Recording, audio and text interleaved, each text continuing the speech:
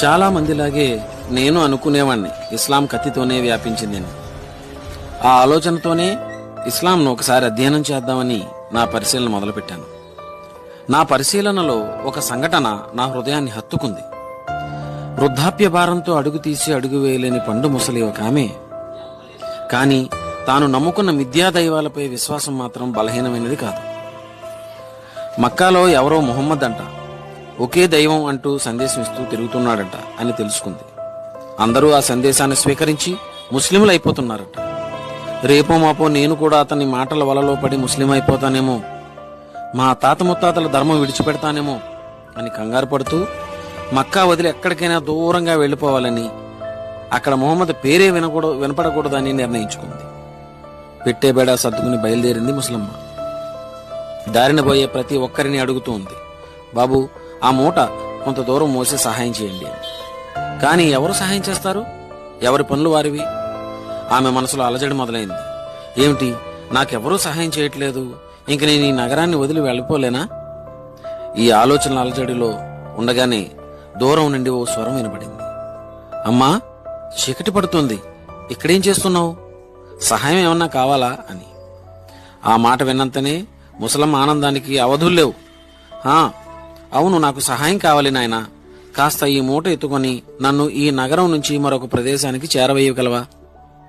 అలాగే తల్లి అని ఆ మూట తన నెత్తి మీద పెట్టుకుని ముసలమ్మతో పాటు నడవడం మొదలుపెట్టాడు ఆ వ్యక్తి.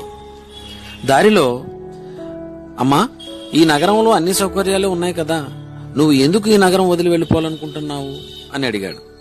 దానికి ముసలమ్మ, ఎవరో ముహమ్మద్ అంట, ఆయన గారు దేవుడు ఒక్కడే, విగ్రహారాధన చేయకూడదు, అందరూ దైవం ముందు సమానులే, ఇంకా ఇలాంటివి ఏవేవో కొత్త కొత్త విషయాలు చెబుతున్నాడట.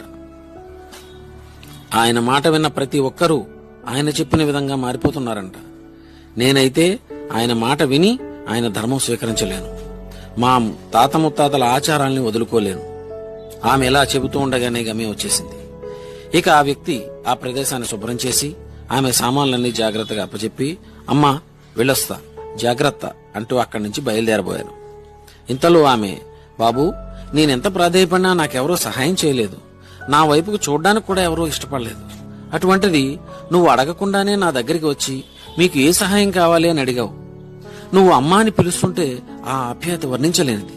నీలాంటి సుగుణవంతుడితో అమ్మా అని పిలిపించుకునే ఆ అదృష్టవంతరాలు ఎవరు బాబు? ఏ తల్లి బిడ్డవు నువ్వు అని అడిగింది. సమాధానంగా ఓ చిరునవ్వు నవ్వాడు ఆ వ్యక్తి.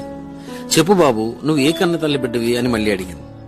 దానికి ఆయన, ఏ వ్యక్తి పేరుకు భయపడి నీవు మక్కా నుండి వెళ్లిపోవాలనుకుంటున్నావో ఆ ముహమ్మద్ను నేనమ్మా. ఆ మాట వినగానే ఆ ముసలమ్మ కళ్ళు అశ్రుపూరితమయ్యాయి. నువ్వే ఇంత మంచివాడవైతే నువ్వు బోధించే ధర్మం ఇంకెంత గొప్పదో. ఈ మహానుభావుడు బోధించిన ధర్మాన్ని వదులుకొని పారిపోదలిచానా నేను అంటూ బాధపడసాగింది ఆ ముసలమ్మ.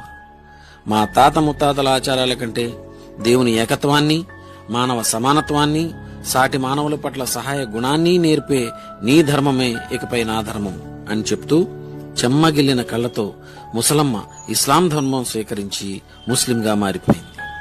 మిత్రులారా, నా ఈ అధ్యయనంలో ఇలాంటి ఎన్నో సంఘటనలు నా ముందుకు వచ్చాయి. మరోసారి ఇంకో సంఘటనతో మీ ముందుకు వస్తాను, వివరిస్తాను. అంతవరకు వాట్సాప్, ఫేస్బుక్ల ద్వారా ప్రచారం చేయబడే అవాస్తవాలను నమ్మేయకుండా గ్రంథాలను అధ్యయనం చేయండి, వాస్తవాలను తెలుసుకోండి. ఇట్లు మీ సోదరుడు అర్జున్ కుమార్ బత్తిన.